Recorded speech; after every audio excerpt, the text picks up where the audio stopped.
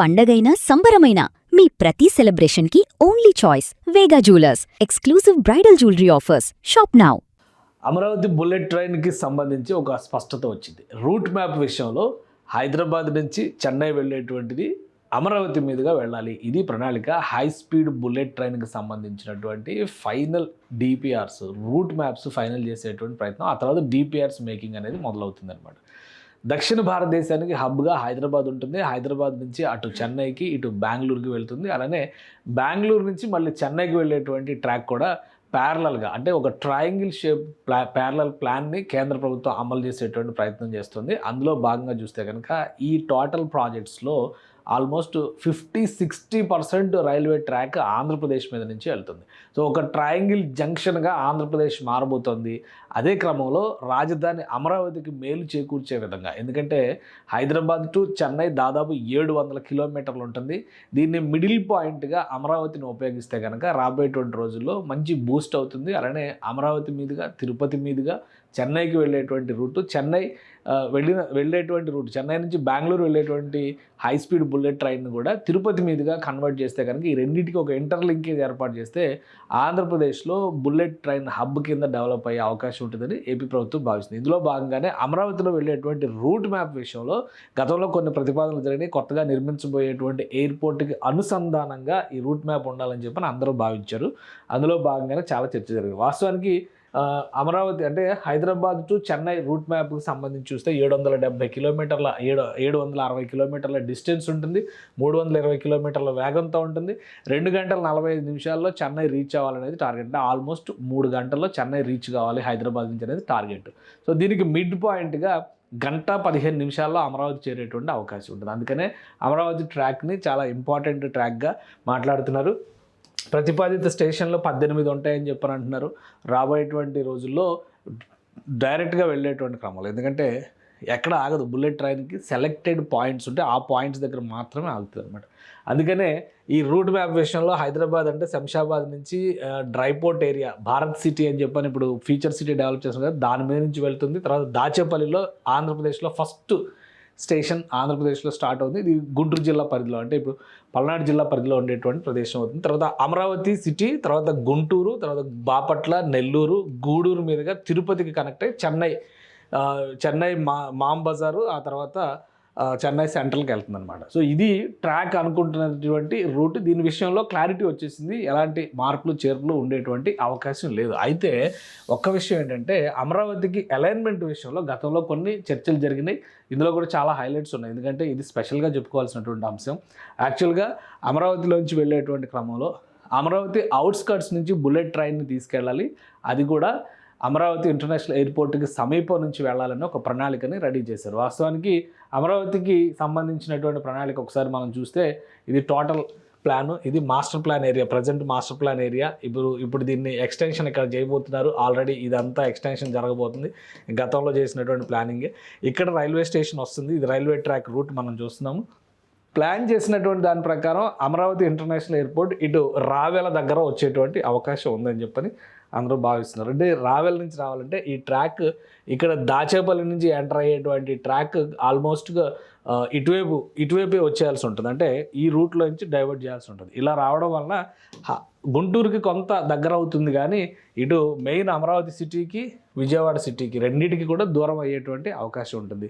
అందుకనే ఈ second proposal plan ఇది. దీన్ని ఇప్పుడు రిజెక్ట్ చేసింది ఆంధ్రప్రదేశ్ ప్రభుత్వం. ముఖ్యమంత్రి జరిపినటువంటి సమీక్ష సమావేశంలో ఒక క్లారిటీ ఇచ్చారు.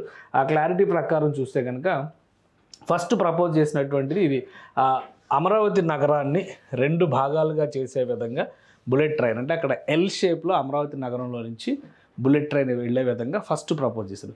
దీనినే ముఖ్యమంత్రి ఫైనల్ చేసినట్టుగా తెలుస్తుంది. E5 రహదారి, అంటే ఇప్పుడు E3 రహదారి మనం ఇక్కడ చూస్తున్నాం. ఇది E3 రహదారి, దీన్నే సీడ్ యాక్సిస్ రోడ్ అంటున్నాం అనమాట. అదే తరహాలో అమరావతిలో మరొక పెద్ద రహదారి E5 రహదారి వస్తుంది.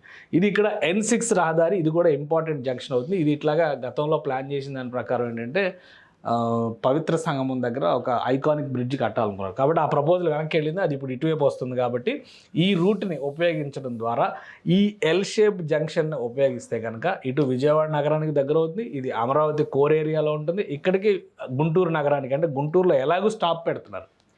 గుంటూరులో హై స్పీడ్ రైల్వే స్టేషన్ ఉంటుంది కాబట్టి ఖచ్చితంగా ఇటు నుంచి వెళ్ళినా గుంటూరు మీదకి వెళ్ళాల్సిందే, ఇటు నుంచి వచ్చినా గుంటూరు మీదకి వెళ్ళాల్సిందే. ఇలా చేయడం వల్ల ఈ 2 నగరాలు కవర్ అవుతాయి, ప్లస్ గుంటూరుకు కూడా అడ్వాంటేజ్ ఉంటుంది. అందుకని చెప్పనే ఈ రూట్నే ముఖ్యమంత్రి ఫైనల్ చేసినట్టుగా తెలుస్తుంది. ఈ రూటు అమలు చేసే దిశగా అడుగులు పడుతున్నాయి. ఇది ఈ విధంగా సిటీ మధ్యలో నుంచి వెళ్ళేటువంటి రూట్ అవుతుంది. ఇక ఈ రూట్ అప్రూవల్ అయిపోతే కనుక డిపిఆర్ ప్రొడక్షన్ మొదలు పెడతారు, డిపిఆర్ మీద వర్క్ చేయడం మొదలు పెడతారు. డిపిఆర్ మీద వర్క్ చేయడం మొదలు పెడితే మనకు ఆల్రెడీ తెలుసు, వీలైనంత తొందరగా హై స్పీడ్ బుల్లెట్ ట్రైన్ని మన దేశంలో తీసుకురావాలని చెప్పని కేంద్ర ప్రభుత్వం భావిస్తుంది. అందులో భాగంగానే ఒకేసారి 7 ట్రాక్లను అప్రూవ్ చేసింది. ఈ ట్రాక్స్కి సంబంధించినటువంటి ప్రిపరేషన్ వర్క్ అంతా 2026లో కంప్లీట్ చేస్తారు, ఇంక్లూడింగ్ ల్యాండ్ ఎక్విజిషన్కి సంబంధించినటువంటి అంశాలు. 2027 జనవరి మాసంలో భూమి పూజ చేయడం ద్వారా ప్యారలల్గా హైదరాబాద్ నుంచి 3 ట్రాక్ల నిర్మాణం మొదలవుతుంది. ఇటు చెన్నై వైపు వెళ్ళేటువంటి ట్రాకు, అటు బెంగళూరు వైపు వెళ్ళేటువంటి ట్రాకు, మరొకటి అటు పూణే వైపు వెళ్ళేటువంటి ట్రాకు. అలాగే బెంగళూరు టు చెన్నై ట్రాక్ నిర్మాణం కూడా జరుగుతుంది. అంటే మొత్తం దక్షిణ భారతదేశాన్ని అనుసంధానిస్తూ 4 ట్రాక్ల నిర్మాణం జరగబోతుంది. అందులో 3 ట్రాక్లకు సంబంధించి 50-60% రూట్ మ్యాప్ ప్రకారం చూస్తే కనుక అది ఆంధ్రప్రదేశ్ నుంచే వెళ్ళేటువంటి ప్రణాళిక రెడీ అయింది. అందుకనే ఏపీ ప్రభుత్వం దీన్ని చాలా ప్రెస్టీజియస్గా తీసుకుంది. ఇప్పటికే కొన్ని అంశాలు, అంటే ఇది ఏఐలో జనరేట్ చేసింది కాబట్టి తెలుగులో చాలా తప్పులు ఉంటాయి, పట్టించుకోవాల్సిన అవసరం లేదు. కానీ ఈ ట్రాక్ విషయంలో మాత్రం తెలంగాణలో కేవలం 180 కిలోమీటర్లు మాత్రమే హైదరాబాద్ టు చెన్నై ట్రాక్ వెళ్తుంది. అది కూడా శంషాబాద్ భారత్ సిటీ అటువైపు నుంచి వెళ్తుంది. ఇంకోటి 518 కిలోమీటర్లు ఏపీ మీదుగా వెళ్తుంది. సో దాచేపల్లి నుంచి ఎంటర్ అయ్యి తిరుపతి నుంచి ఎగ్జిట్ అయ్యేసరికి 518 కిలోమీటర్లు ఈ ట్రాక్ అందులో నుంచి ఎంటర్ అవుతుంది. అంటే దాదాపు 60%-70% ఏపీ నుంచే వెళ్తుంది అనమాట. తమిళనాడులో చూస్తే కేవలం 61 కిలోమీటర్లు మాత్రమే వెళ్తుంది. ఎందుకంటే తమిళనాడు బార్డర్ ఏపీని ఆనుకుని ఉంటుంది చెన్నై, కాబట్టి చెన్నై వరకే ఈ ట్రాక్ని డిజైన్ చేశారు. కాబట్టి కేవలం 60 కిలోమీటర్ల ట్రాక్ మాత్రమే తమిళనాడులో నిర్మాణం జరుగుద్ది. కానీ ఆంధ్రప్రదేశ్లో 518 కిలోమీటర్ల ట్రాక్ నిర్మాణం జరుగుద్ది. అందుకని చెప్పనే ఏపీ చాలా కీ ఫ్యాక్టర్ అవుతుంది. అక్కడ ల్యాండ్ ఎక్విజిషన్ కానీ, పనులు వేగంగా జరగడానికి కావాల్సినటువంటి జాగ్రత్తలు కానీ, ముఖ్యంగా కూటమి ప్రభుత్వం ఉంది కాబట్టి ఒక సయోధ్యతో పనులు ముందుకు తీసుకెళ్లాలనేటువంటి ఆలోచనతో ఉంది. ఆంధ్రప్రదేశ్ తెలంగాణలో చూస్తే కేవలం 180 కిలోమీటర్లు మాత్రమే ఇది జరుగుతుంది. స్టేషన్స్ పరంగా చూసినా కానీ తెలంగాణలో 4 స్టేషన్స్ మాత్రమే ఉంటాయి, ఎక్కువ స్టేషన్లు ఆంధ్రప్రదేశ్లోనే ఉంటాయి. అలానే తమిళనాడులో 2 స్టేషన్లు మాత్రమే ఉంటాయి. సో ఇది అలానే ఈ ట్రాక్లో మరొక హైలైట్ ఏంటంటే తిరుపతి చిత్తూరు మధ్య వచ్చేటువంటి ఇక్కడ విమానాశ్రయాన్ని కనెక్ట్ కావడం, తిరుపతి విమానాశ్రయాన్ని కనెక్ట్ కావడం, పలమనేరు సమీపంలో ఒక సొరంగ మార్గం 11 కిలోమీటర్ల సొరంగ మార్గం. మామూలుగా హై స్పీడ్ బుల్లెట్ ట్రైన్ మొత్తం కూడా ఎలివేటెడ్ కారిడార్ మీద వెళ్తుంది, కానీ ఇక్కడ మాత్రం సొరంగ మార్గంలోంచి ఈ కారిడార్ వెళ్తుంది. సో ఈ 11 కిలోమీటర్లు చాలా అట్రాక్టివ్ పాయింట్ అయింది. చెన్నై సెంట్రల్ దగ్గర కూడా ఒక 1 కిలోమీటర్ సొరంగ మార్గం ఉన్నట్టుగా సమాచారం ఉంది. బెంగళూరు రూట్లో కూడా ఒక 14 కిలోమీటర్ల మేర సొరంగ మార్గం ఉండే అవకాశం ఉంది. బట్ హైదరాబాద్ నుంచి చెన్నైకి కనుక హై స్పీడ్ బుల్లెట్ ట్రైన్లో వెళ్తే ఇంపార్టెంట్ సిటీస్ని కనెక్ట్ అవడంతో పాటు ఆసక్తికరమైనటువంటి జర్నీగా కూడా మారే అవకాశం ఉంటుంది. సో అందుకనే రాష్ట్ర ప్రభుత్వం చాలా ప్రతిష్టాత్మకంగా తీసుకుంది. దీని ట్రాక్కి సంబంధించినటువంటి ప్రణాళికలన్నింటినీ కూడా ఫైనల్ కన్క్లూజన్ చేసింది. ఇక హై స్పీడ్ రైల్వే ట్రాక్కి సంబంధించి వర్క్ చేసినటువంటి కార్పొరేషన్ ఉంది, national high speed bullet train and high speed rail corridor corporation ఉంది. సో ఆ సంస్థకి అప్రూవల్స్ ఇచ్చిన తర్వాత డిపిఆర్ల మీద ప్లానింగ్ జరుగుతుంది. ల్యాండ్ ఎక్విజిషన్కి సంబంధించి ఎక్కడెక్కడ ల్యాండ్ ఎక్వైర్ చేయాల్సినటువంటి అవసరం ఉందో ఆ డేటా వస్తుంది. దాని ప్రకారం 3 రాష్ట్రాల్లో కూడా తమిళనాడు, ఆంధ్రప్రదేశ్, తెలంగాణ 3 రాష్ట్రాల్లో కూడా ఈ రూటుకు సంబంధించినటువంటి ల్యాండ్ ఎక్విజిషన్ మార్కింగ్ చేస్తారు. దాని ప్రకారం భూసేకరణ చేసి నిర్మాణ ప్రణాళికకి రెడీ చేస్తారు. 2027 జనవరి ఫిబ్రవరిలో దీనికి భూమి పూజ జరిగేటువంటి అవకాశం ఉంది. ఇవి చాలా ఎక్కువ టైం తీసుకునేటువంటి ప్రాజెక్టులు కాబట్టి 5 నుంచి 6 సంవత్సరాలు పడితే, కొన్ని 10 సంవత్సరాలు కూడా పట్టేటువంటి అవకాశం ఉంటుంది. ల్యాండ్ ఎక్విజిషన్లో కనుక లీగల్ ఇష్యూస్ వస్తే మరిన్ని సమస్యలు వచ్చేటువంటి ఛాన్సెస్ ఉంటాయి. భారతదేశం హై స్పీడ్ ట్రాక్లో డెవలప్ కావాలంటే కనుక వేగవంతమైనటువంటి రవాణా వ్యవస్థలో అవసరం అని చెప్పని కేంద్ర ప్రభుత్వం భావిస్తుంది. అందుకనే ఈ సంవత్సరం 2026 బడ్జెట్లో ప్రత్యేకంగా 7 రూట్లకి సంబంధించి హై స్పీడ్ రైల్వే ట్రాక్ల నిర్మాణానికి అప్రూవల్ ఇచ్చేసింది. సో దానికి సంబంధించినటువంటి ప్రాథమిక ప్రణాళికల రూపకల్పనలో భాగంగానే Hyderabad to Chennai route fix అయింది, స్టేషన్స్ ఫిక్స్ అయినాయి. సో ఇక ల్యాండ్ ఎక్విజిషన్కి సంబంధించినటువంటి వర్క్ మొదలు పెడతారు. ఆ డిపిఆర్ రెడీ అయిన తర్వాత ల్యాండ్ ఎక్విజిషన్ కూడా ఫిజికల్గా టేకప్ చేస్తారు.